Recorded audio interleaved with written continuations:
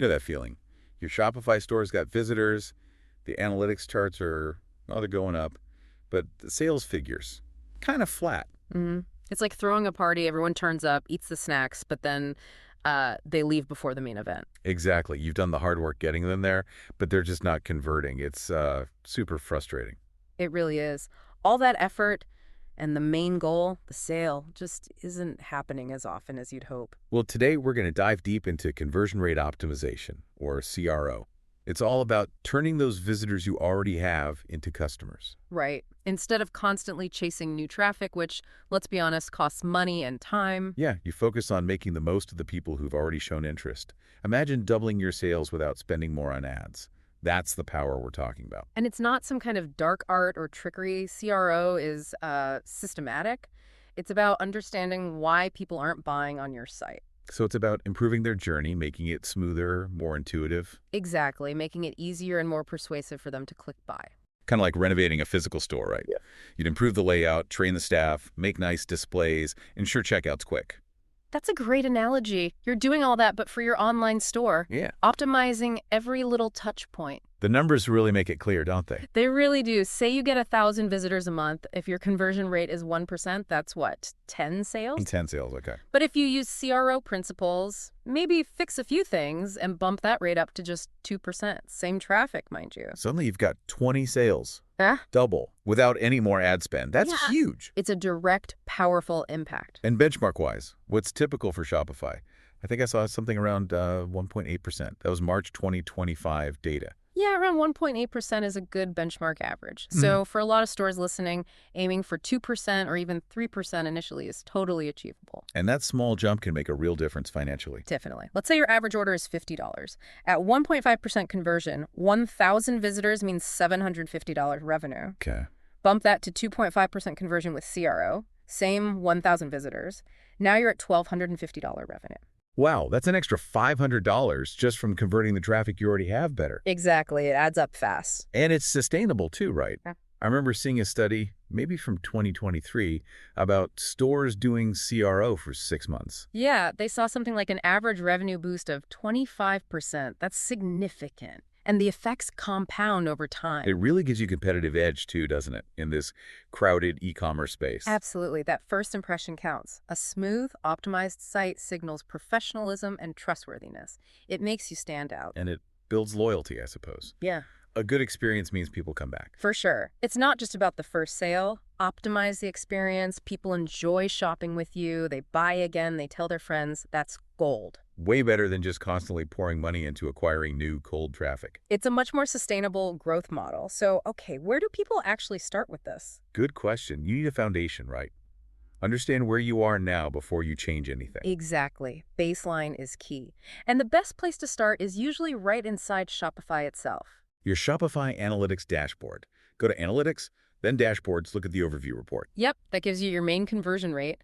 But don't stop there. You got to dig into the behavior and conversions reports too. Lots of good stuff in there. And for even deeper insights, Google Analytics, GA4 specifically. Oh, absolutely. GA4 gives you much more detail on the user journey. Where are people dropping off? Which traffic sources actually convert? And connecting it isn't too hard, is it? Online store preferences in Shopify admin. Yeah, it's pretty straightforward and totally worth doing. Gives you that richer data set. Okay, so once the analytics are set up, what are the absolute must-track metrics, the main KPIs for CRO? All right, your primary ones. First, overall conversion rate, simple percentage of visitors who buy. Okay. Second, cart abandonment rate, crucial. What percentage add to cart but then bail? Always feels high. It often is. Yeah. And third, average order value, or AOV. How much do people spend when they do buy? Right, those give you the big picture. What about digging deeper? Right. Secondary metrics. Good call. You'll want to look at things like add to cart rate. What percentage of visitors actually put something in the cart? Okay, that shows initial interest. Exactly. Okay. Then checkout completion rate of those who start checkout, how many finish, helps pinpoint checkout friction. Makes sense. And maybe even product page conversion rate. How well are individual product pages doing their job? Right, seeing if specific products are the problem or the page itself. You got it. And track all these for a bit before making changes. At least 2 weeks, maybe a month. Establish that solid baseline. Account for normal ups and downs. Precisely. Then you know if your changes are actually working. Okay, analytics set, Metrics identified. What about tools beyond the basics? Shopify has some reports built in too, right? Yeah, don't overlook those. Acquisition reports show which traffic sources convert best. Behavior reports show how people navigate your site. Like what paths they take. Exactly. And the online store conversion reports break things down by device, landing page. Really useful context. Now, for actually testing changes, we mentioned A/B testing. Shopify doesn't have that built in, does it? Not in the standard plans, no. Mm. But the Shopify App Store has good options. Apps like Split Test or Neat A/B testing. So you can easily set up tests comparing, say, two different headlines or button colors? Yep. Show version A to half your traffic, version B to the other half, see which one gets more clicks or conversions, data-driven decisions. Cool. What about understanding why people are doing things, seeing their behavior visually? That's where heat maps come in. Tools like Hotjar or Lucky Orange, they show you where people click, how far they scroll. Like a visual map of attention. Exactly. You might see everyone clicking on an image that isn't a link, for example. Instant usability insight. Ah, okay. And those same tools often do session recordings too. Yes. Watching anonymous recordings of real users, it's incredibly revealing. You can see them struggle to find a size chart or get confused at checkout. Things you'd just never guess from looking at numbers alone. Totally. It brings the data to life. Okay, so with analytics tracking numbers and these tools showing behavior, you're really set up to find those improvement opportunities. Exactly. Now you're ready to start making targeted changes based on real evidence. And speaking of tools that help you understand behavior and boost conversions, this deep dive is powered by Growth Suite. Ah, yes. Growth Suite. It's a great Shopify app and actually free to get started with. It helps you analyze customer behavior and run really smart, personalized discount campaigns. So it ties into this whole optimization theme nicely, using data to drive better results. Definitely. If you want to analyze performance and use discounts effectively, check out Growth Suite on your Shopify store. Okay, let's pivot now to store structure. How important is navigation? Oh, fundamental. Absolutely critical. If people can't easily find what they want, they're gone. Period. Like a confusing physical store layout you just walk out? Precisely. Baymard Institute research even showed good navigation can boost conversions by up to 18.5%. Wow, 18.5% just from making it easier to get around. That's massive. It is. So think simple. Keep your main menu clean. Maybe 5 to 7 top-level categories. I'm not overwhelming them with choices. Right. Use logical drop-downs for subcategories and include standard pages about us, contact, FAQs, the things people expect. And managing this is in Shopify Admin under Online Store Navigation main menu. Yep. And think about how you group things. For clothes, maybe men's, women's first, then tops, bottoms. What makes sense for your customers? Be clear with naming too, right? Women's knit sweaters is better than just sweaters. Much better. Instantly clear what they'll find. And mobile navigation. That's got to be huge now. Absolutely critical. Often 70% or more traffic is mobile. That hamburger menu needs to be super intuitive. So test it rigorously on actual phones. Definitely. Can you find products easily? Is text readable? Are buttons big enough to tap? If it's clunky, simplify it or look at your theme's mobile options. Okay, good navigation is key. What about site search? Also super important. People who use search often convert much higher, like 2 or 3 times higher sometimes. They know what they want. So make that search bar obvious, top of every page. Yes, make it prominent. And consider enhancing the basic Shopify search. How? Like predictive search, showing results as you type. Exactly. Predictive search, filters to narrow results, price, size, color, typo, tolerance, all make it much better. Do you need apps for that? Usually, yes. Shopify's own search and discovery app is good, or third-party ones like Search and Eyes or Instant Search. Plus, they often have free plans, too. What about when someone searches and finds nothing? No results page. Don't let it be a dead end. Optimize it. Show popular products, suggest related searches, provide contact info, keep them engaged. Smart. And can you see what people are searching for? Yep. In Shopify Analytics behavior searches, see what terms get no results, maybe a product gap. See what terms do lead to sales, feature those. Lots of insights there for product strategy and keywords. So nailing navigation and search really helps people find things faster. Which directly leads to better conversions. Makes total sense. Okay, let's talk product pages. This is the main sales pitch, right? Absolutely. This is where the conversion often happens or doesn't, and the description is key. Remember, sell benefits, not just features. Right. Not what it is, but what it does for the customer. Exactly. Double-walled steel is a feature. keeps coffee hot for hours on your commute. That's the benefit they care about. So always ask, so what, for every feature. Perfect. Structure it. Maybe start with the problem. Present your product as the solution, list the key benefits, then use features as proof. Add social proof, handle objections, strong call to action. Like add to cart now and enjoy hot coffee all morning. Something like that, yeah. Make it compelling, instead of multiple compartments. Say, stay organized. Find your keys instantly with our multiple compartment. Nice. You're highlighting the result for the customer. Okay, descriptions are crucial. What about images? Equally critical, maybe even more so. People can't touch the product online. Your images have to do the heavy lifting. So lots of high-quality photos, Yeah. different angles. Definitely. Aim for maybe 5-8 images per product. Show details, different views, and include at least one lifestyle shot. Show it in use. Helps people imagine owning it. Right. And offer zoom. Let them inspect the details. Videos too, if possible. Videos can boost conversions a lot, can't they? I heard maybe up to 80%. The numbers can be really high, yeah. Demonstrating the product in action is powerful. And image optimization for speed, file formats, size. Crucial. Use JPEGs for photos, PNGs for transparency. Keep file sizes down under 200 KB, ideally. Use descriptive file names and alt text, good for SEO and accessibility. So great words, great visuals. That's the core of a high-converting product page. That's a huge part of it. Compelling descriptions plus clear, attractive visuals, turning browsers into buyers. But even with great pages, people need to trust you. Absolutely essential, especially online. People are wary about handing over card details. You need to build that confidence. And social proof is a big part of that. Reviews. One of the biggest. Stats show like 90% plus of shoppers read reviews, and they heavily influence decisions. Products with even a few reviews sell way better. Like that stat. Products with 5+ reviews are 270% more likely to sell. Something crazy like that. Yeah, the impact is undeniable. So use a review app. Shopify is a basic free one. Product reviews. Or fancier ones like Judge.me or Looks for photo reviews and Well, stuff. exactly. Actively ask for reviews post-purchase, display ratings clearly, feature user photos if you can. That adds real authenticity. What other trust signals work well beyond reviews? Think security. People abandon carts if they feel checkout isn't secure. So show security badges, Yeah. SSL logos, payment logos like Visa, PayPal, ShopPay. Definitely. Put them near checkout buttons, offer satisfaction guarantees, make return policies super clear and easy to find. And clear contact info, email, phone, maybe shows you're a real business. Exactly. There are apps like Trust Badge or Trust Hero that help add these easily. Place them strategically. So it's about layering these trust elements throughout the site, especially near decision points. You got it. Addressing both the logical concerns and the emotional need for security, it all helps nudge people towards buying. Okay, so we got them to the product page, build trust, they added to cart. Now the checkout. This feels like the final hurdle. It absolutely is. And sadly, it's where a lot of sales are lost. Checkout optimization is non-negotiable. That crazy high cart abandonment rate of around 70% on average. Yeah, it's staggering. 7 out of 10 people who add to cart just leave.